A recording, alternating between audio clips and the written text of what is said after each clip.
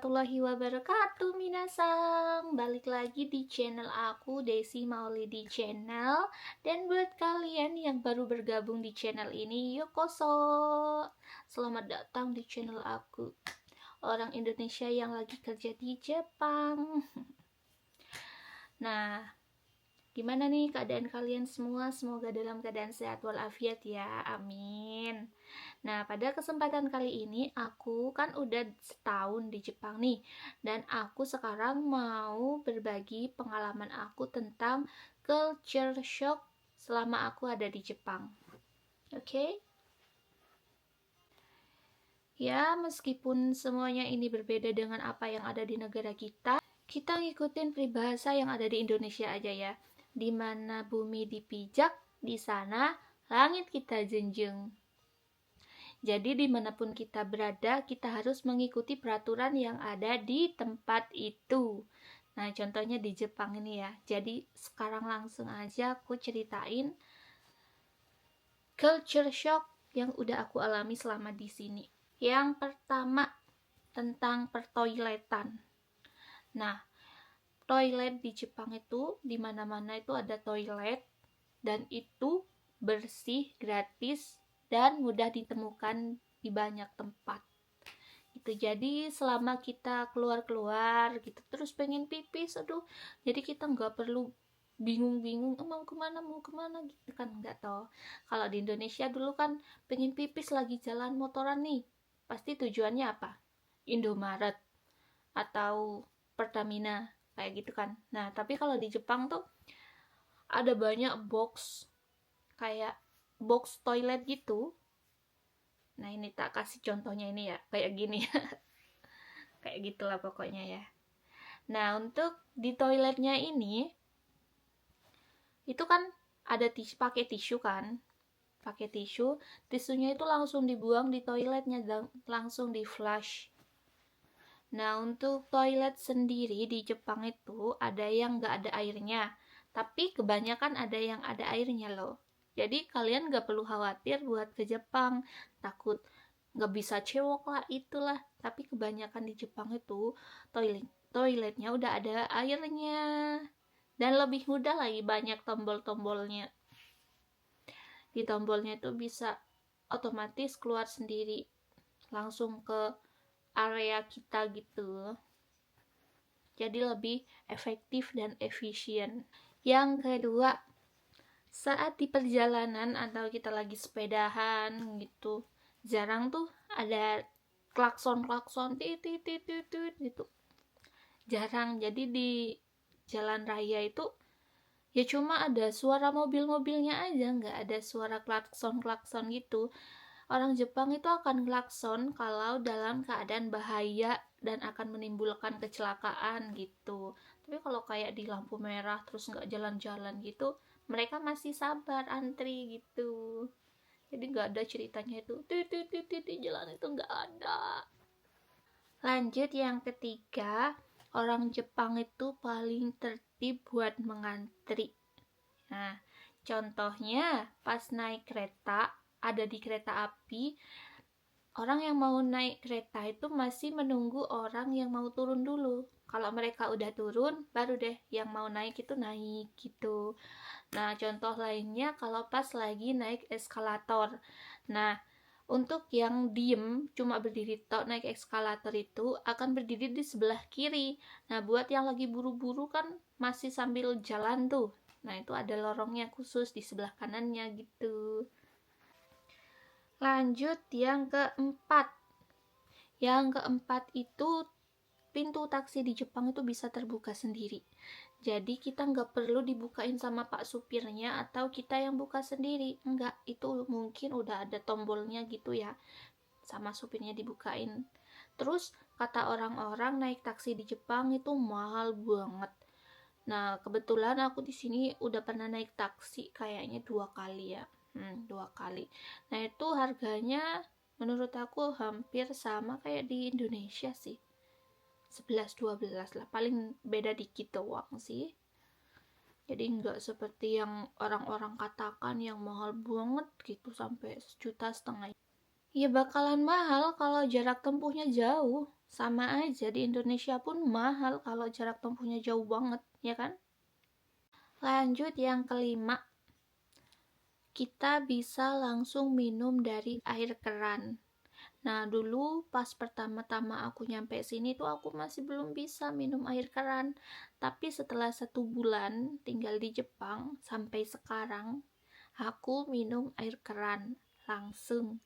Dan itu menurut aku bikin hemat, terus enggak perlu masak air gitu, nggak usah beli di luar gitu kan, lebih enak gitu kan, lebih hemat, hemat tenaga, hemat uang, hemat listrik, gas, dan rasanya pun seger, enggak kayak yang bikin ketir di tenggorokan atau di lidah, itu enggak sih, fresh gitu menurut aku sih. Nggak tahu buat mereka yang nggak bisa minum air keran Jepang, orang Jepang pun minum dari air keran. Lanjut yang keenam,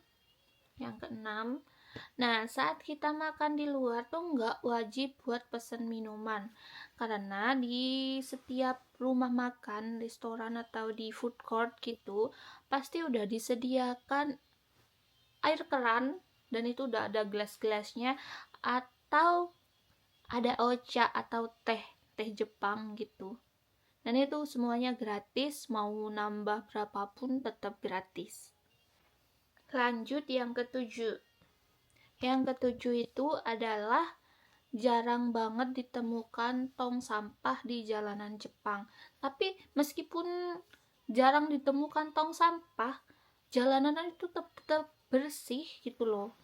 Soalnya kan orang Jepang kalau bawa sampah makanan gitu atau sampah apapun, terus nggak ada tempat sampah gitu, mereka kantongin di tas mereka masing-masing. Jadi keikutlah sama kita sebagai orang luar, sebagai gaijin. Nah, jadi aku juga ikutan kalau kemana-mana terus nggak ada tempat sampah, jadi aku bawa pulang dulu sampahnya ke rumah, atau sampai aku ketemu ke tong sampah gitu. Sampai nemu tong sampah baru aku buang, kalau nggak nemu ya udah aku bawa pulang sampai ke rumah. Yang kedelapan, tetap di masalah persampahan. Nah, untuk sampah-sampah di Jepang itu ada pemilahannya. Jadi sampah itu kalau di Indonesia kan seringnya dibuang jadi satu, entah plastik, sampah rumah, sampah sampah kaleng atau apapun sampah itu dijadikan satu. Tapi kalau di Jepang itu dipisah.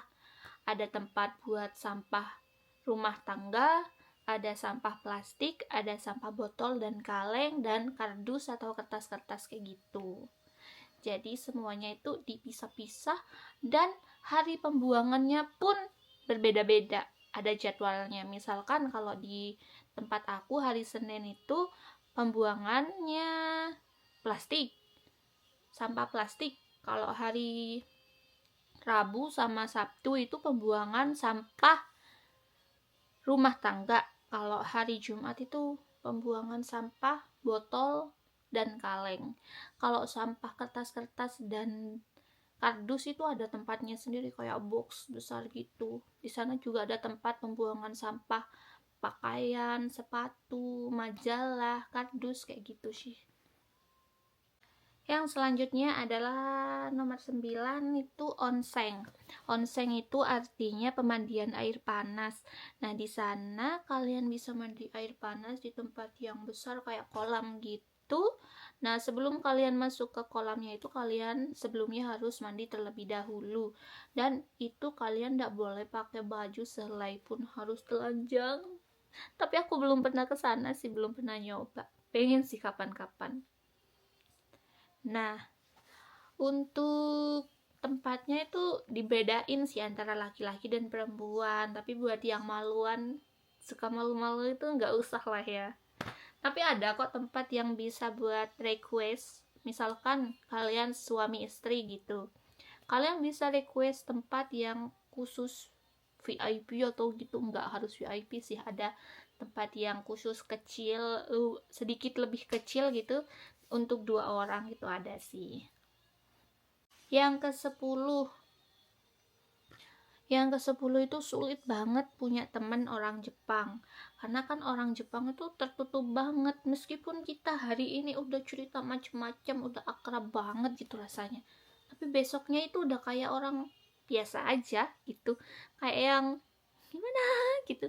Soalnya kan orang Jepang itu punya grup sendiri. Misalkan mereka mau bikin grup 4 orang, nah untuk masuk ke dalam ini susah banget. Dan kalau kalian pun udah masuk, itu buat keluarnya itu susah banget, katanya begitu. Lanjut yang ke-11. Yang 11 itu orang Jepang itu ya mandi sehari itu sekali. Pagi berangkat kerja itu nggak mandi, mandinya cuma pas pulang kerja. Nah, karena udah mandi pas pulang kerja, besoknya itu pas mau berangkat kerja lagi tuh nggak usah mandi lagi. Jadi kadang-kadang aku juga terbawa sama adatnya mereka. Kalau lagi dingin, musim dingin gini, aduh malas banget mandi pas mau berangkat kerja. Tapi kalau pas musim panas aku tetap mandi 2 kali sehari sih. Maafkan aku. Nah, itu menurut aku 11 culture shock yang udah aku alami selama di Jepang ini, yang udah aku ketahui. Kalau kalian ada yang lain mau ditambahin, di komen aja di komentar ya. Dan semoga video ini bermanfaat buat kalian yang mau berangkat ke Jepang ataupun yang udah ada di Jepang. Buat kalian yang belum berangkat, terus lihat video ini biar tahu dan biar nggak kaget Jepang itu kayak apa. Oke?